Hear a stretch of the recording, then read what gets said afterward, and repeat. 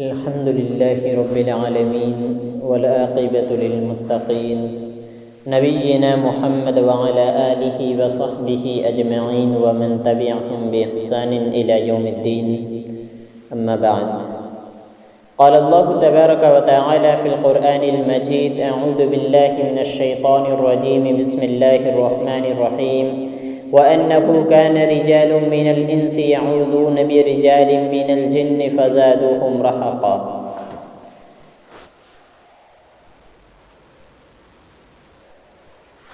اللہ تبارک و تعالی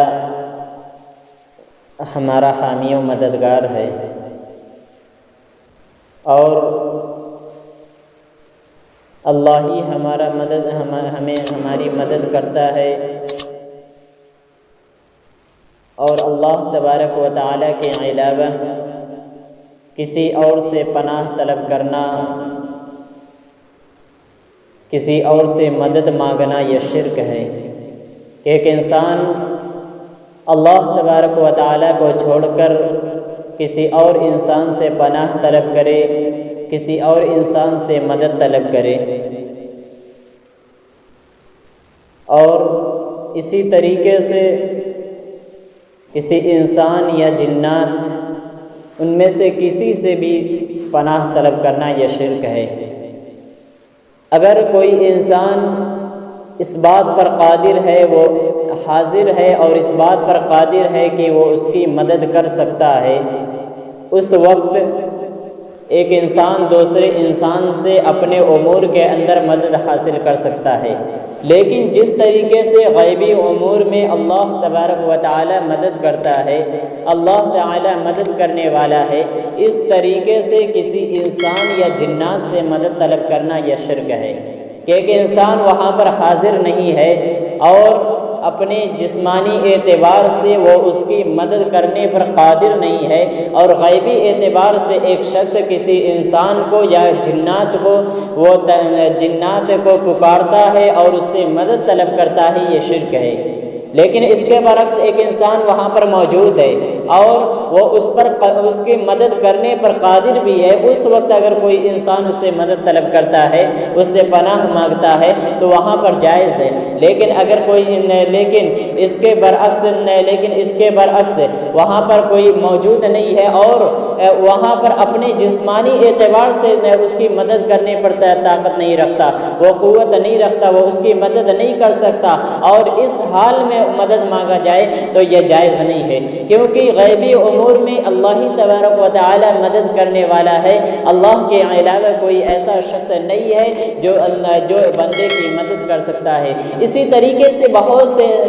سے انسان جنات سے پناہ طلب کرتے ہیں، جنات سے پناہ مانگتے ہیں، یا پھر اسی طریقے سے پہلے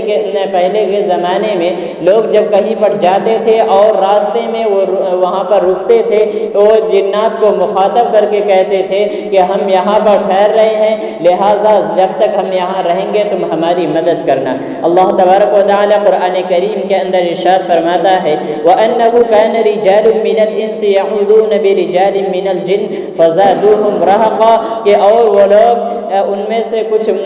لوگ انسانوں میں سے کچھ لوگ جنات کی پناہ طلب کرتے ہیں، يَعُوذُونَ بِرِجَالٍ مِّنَ الْجِنِّ فَزَادُوهُمْ رَهَقًا، جس کی وجہ سے جنات کی سرکشی اور زیادہ بڑھ جاتی تھی، وہ اور زیادہ شرکس ہو جایا کرتے تھے کہ ایک انسان ایک جنات سے مدد طلب کرتا ہے تو ایک انسان کے لیے جائز نہیں ہے کہ وہ کسی بھی شخص سے مدد طلب کرے، کسی بھی جنات اور انسان سے پناہ طلب کرے. اسی طریقے سے مختلف عوامل کے ذریعے سے ان جنات کو اپنے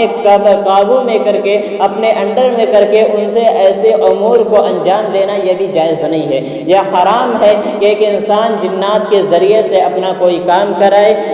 اسی طریقے سے نبی کریم صلی اللہ علیہ وسلم نے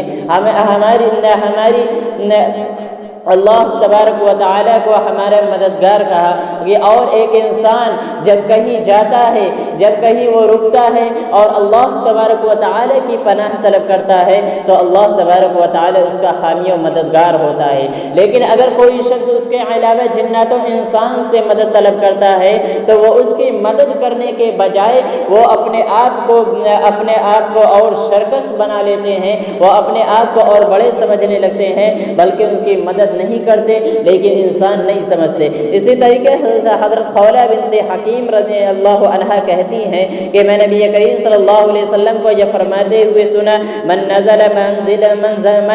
منزلا فقال اعوذ بکلمات اللہ التامات من شر ما خلق لن يضره شيء حتى يرحل من منزله ذلك، کہ اگر کوئی شخص راستے میں کہیں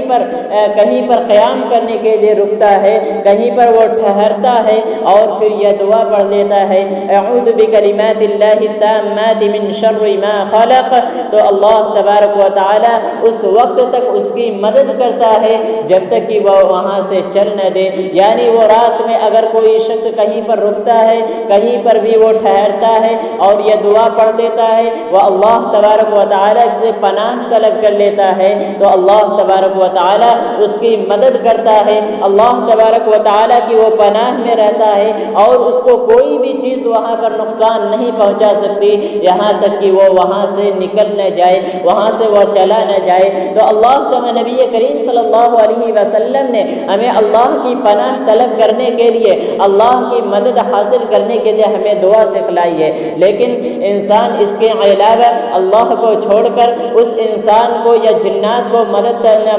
کے لیے پکارتے ہیں، اس انسان سے پناہ طلب کرتے ہیں جو اس پر قادر نہیں ہوتا۔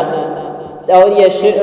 شرک ہے کہ ایک انسان اللہ کے علاوہ کسی اور کو پکارے، ایک انسان اللہ تبارک و تعالیٰ کے علاوہ کسی اور سے مدد طلب کرے، لہذا مددگار اللہ تبارک و تعالیٰ ہے، ہمارے تمام طرح کے مدد کرنے والا، اور غیبی امور میں اللہ ہی ہماری مدد کرتا ہے، اس کے علاوہ کوئی مددگار نہیں ہے۔ اور اس کے علاوہ اگر کوئی شخص کسی شخص کی مدد طلب کرتا ہے یا جنات کی پناہ طلب کرتا ہے تو یہ شرک ہے اور یہ اللہ تبارک و تعالیٰ کے ساتھ شرک ہے، لہذا ہمیں اللہ تبارک و تعالیٰ سے مدد طلب کرنی چاہیے اور اسی کو ہمیں پکارنا چاہیے۔ اللہ ہی ہمارا حامی و مددگار ہے اور وہی ہماری مدد کرنے والا ہے، لہذا اللہ تبارک و تعالیٰ سے دعا ہے کہ اللہ ہمارے